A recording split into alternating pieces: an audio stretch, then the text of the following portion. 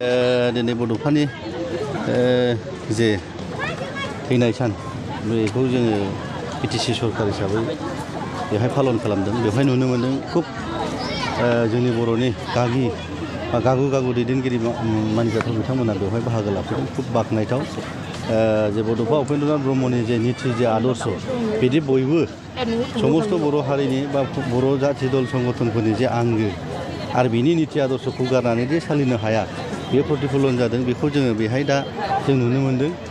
राजनितिया आलदा आलदाबाबो समाज नितिजों आलदा आलदा सोरबा लिडारशिप लानानै खामानि मावबाय थादोंबाबो दिनैहाय बड'फा उपेन्द्रनि बेलायाव जोङो जयैनो खौसेयैनो बड'फानि जे निति जे आदर्श बेखौ लानानै जे मानसिफ्रा बयबो कनसियास बयबो मोजां मोननाय दं बा बे निति आदर्शजों थांनानै जे बर' जाथिखौ संस्कार खालामनो हागोन, बे ओनसोलखौ जे संस्कार खालामनो हागोन, बे बिसासा बे फोथायनाया दङ आरो बेखौ लाखिगोन। समस्त हारि माहारिनि मानसिफ्रा लाखिगोन आरो बेजोंनो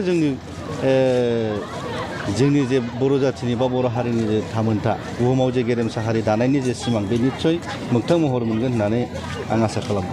दिनैनि सानावहाय बयबो बड'फा उपेन्द्रनाथ ब्रह्मनि जे थैनाय जे सान बेखौ निस्सय जोंनि दतमा थुलुंगाफुरिनि अनगायैबो निस्सय गुबुन जायगायावबो फालिदों जानांगौ। आं खुब बाख्नायदों, खुब मोजां मोनदों आरो बेनि निति आदर्शजों जोङो साफ्रोमबो जोंनि बर' माहारि आरो बे ओनसोलनि मानसिफोरखौ बा सुबुंफोरखौ आं खावलायगोन लिभ एन्ड डेड लिभ जे निति जे आदर्श बे जे बिथांनि जे बानि बेखौ लानानै निस्सय बे ओनसोलनि रायजो राजाया खामानि मावलांगोन आरो बे ओनसोलखौ बुहुमाव मोनसे गेरेमसा महर होगोन होननानै आं आसा खालामो।